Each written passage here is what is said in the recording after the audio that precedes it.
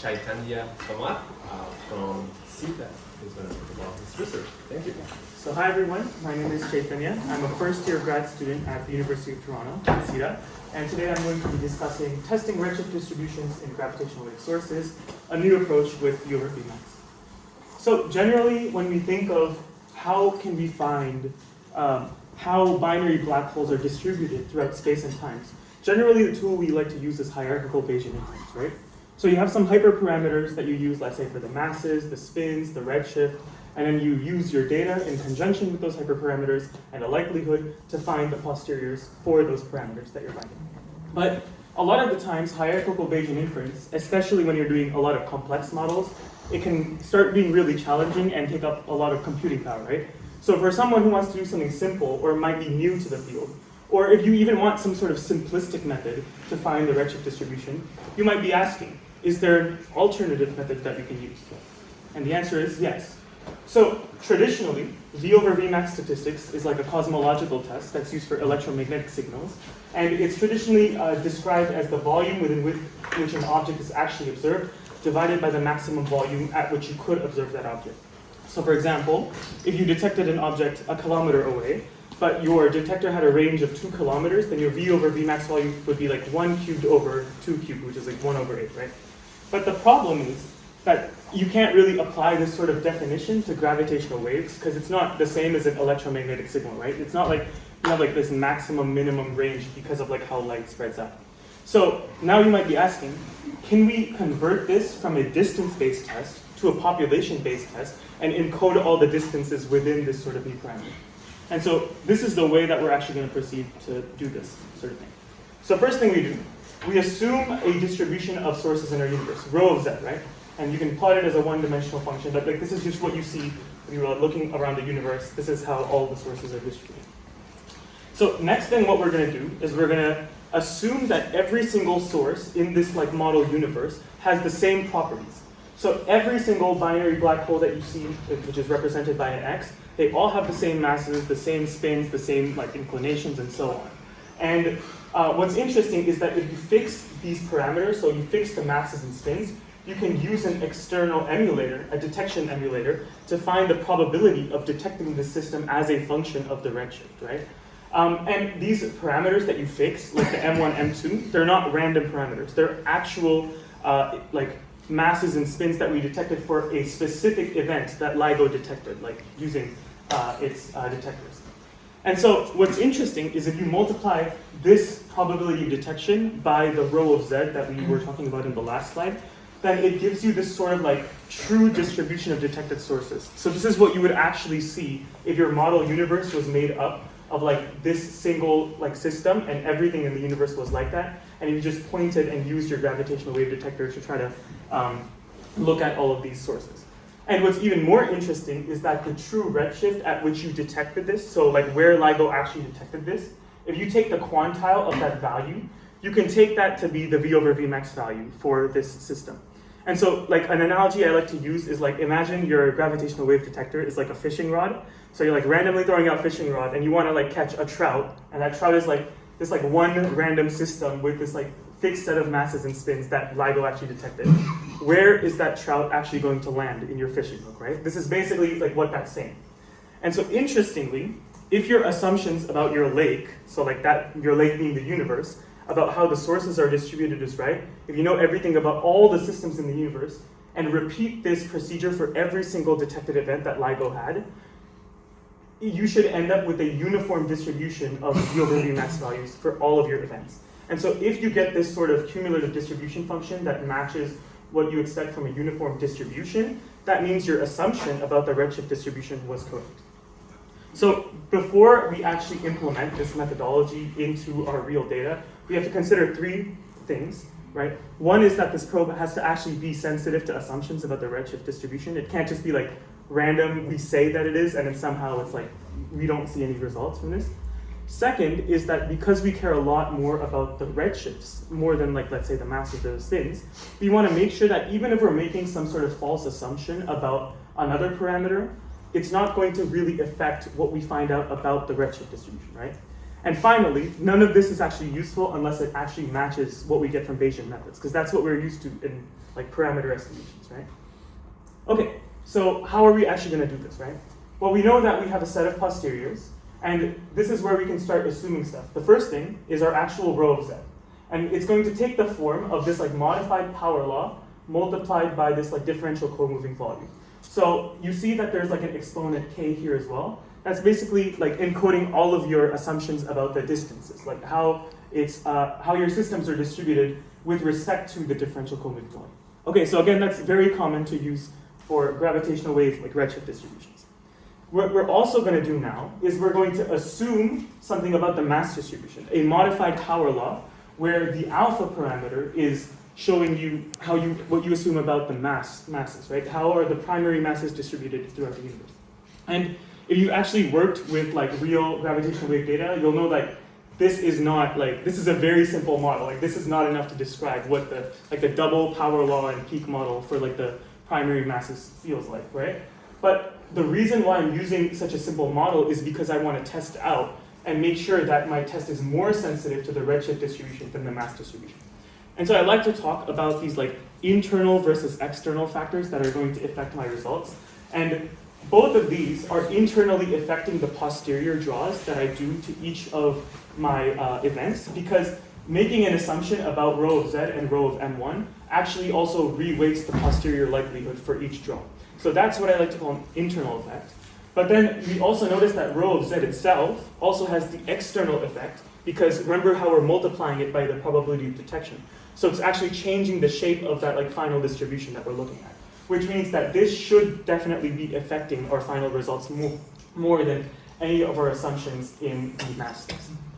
And so if we actually repeat our V over Vmax procedure for different k's and alphas and try to find out how uniform each distribution is according to what we assumed about the masses and redshifts, then we can make this sort of like coarse grid here, where the x-axis is encoding everything we assume about the spatial distributions, and the y-axis is encoding everything we know about the mass distributions.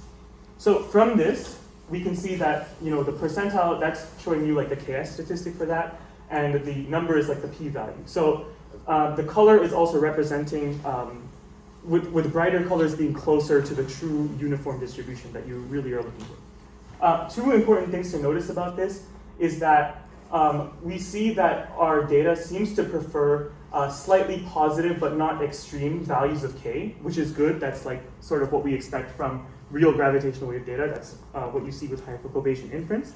And also, the more important part is that all of the variation in the color and also the ks statistic is all in like the horizontal direction, right?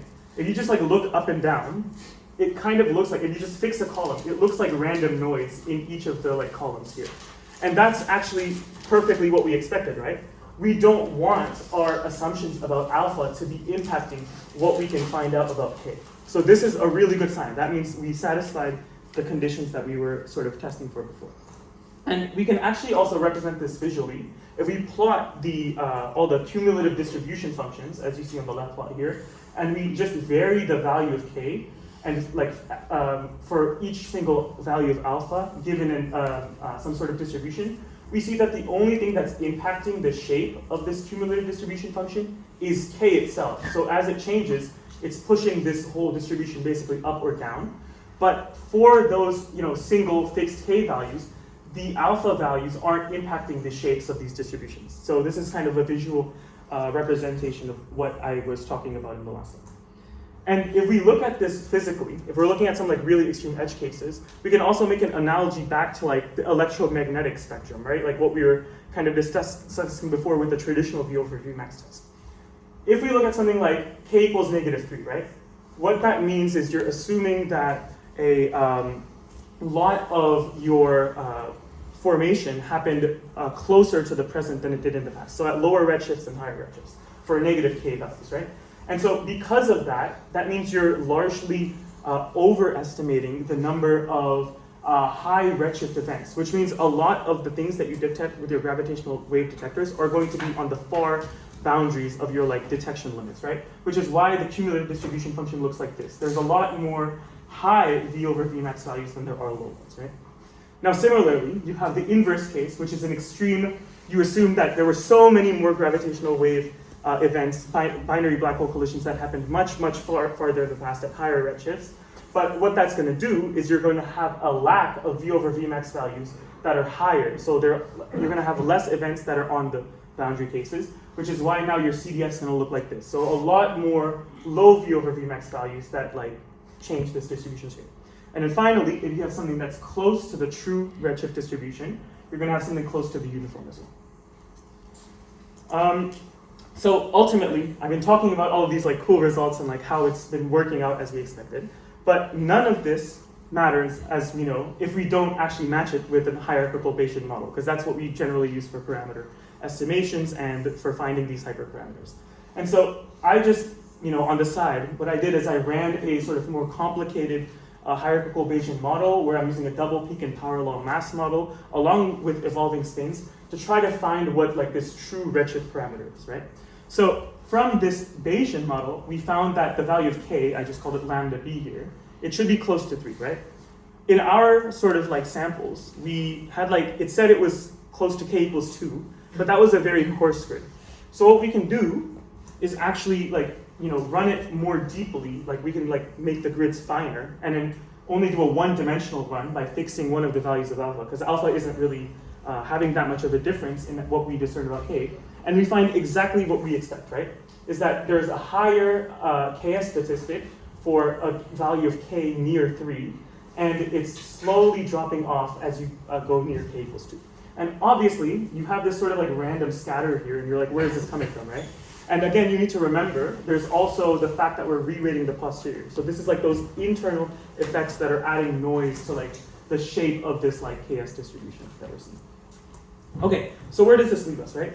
Normally, what we did before is you had gravitational wave data, you got event posteriors from that, you performed hierarchical Bayesian inference, and you got a black hole redshift distribution. But now, with this new method, we have an alternate method that we can test and find the redshift distributions that we're testing for and we're trying to solve the hyperparameters for. And so what lies in the future with this sort of method, right? Well, the thing that I was testing on in this whole process was with O3 data, because this was where I was actually making my procedure, and I wanted to make sure it worked. But for O4 data, you can actually use a sort of parallel iterative method. So if you don't know anything about the O4 data, what you can do is like start off with like some random redshift distribution and like some random mass distribution, and then see what you get.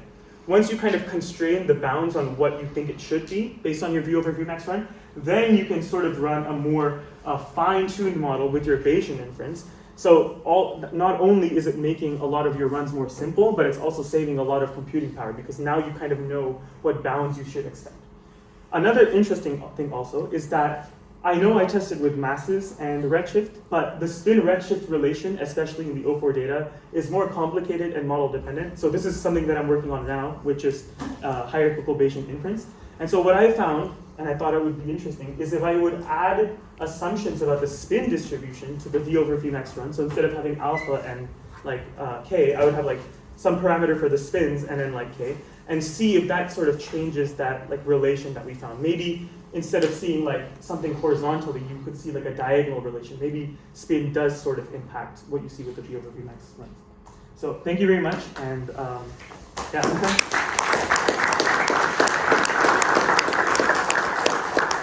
Thank you. So Anya, can please go? Well, we have time for 1 or 2 questions. Yes. So did you check your method on O3 data? How correct or far off it is with the usual Bayesian hierarchical Bayesian? Yeah, so with this one, like I ran it, this was, okay, so the problem with this is like it's some O4 data as well in this. Mm-hmm. So it's like a combination of like mostly O3, some O4. But I just like assumed that like it would be close to this. And then when I ran the one-dimensional V over Vmax statistic, it like kind of matched like what I was expecting. So again, like even like fine-tuning this more and running it with even more points would actually, and like marginalizing over all values of alpha would give it even closer like expectation to if I'm matching what I see in O3, and then I can start using it on O4. Yeah. 40 seconds for a question. Yes. Have you tried using different mass distributions in this? So not just doing. So that's a the single next part that I'm going to be running. That's with the O4 data. This one I wanted to like make sure it's working. Yeah. If I use something more accurate, that would be interesting. Like I wanted to try to encode the double peak and like power law into here and see what happens as well. Well, I was actually curious more about the opposite. If you throw in an obviously wrong mass model, does Right. this whole picture kind of go up? Yeah, that I will keep that in mind actually. I've yet to test that. Yeah. Square root of n. Yeah, exactly. Okay, let's take the speaker. Thank you.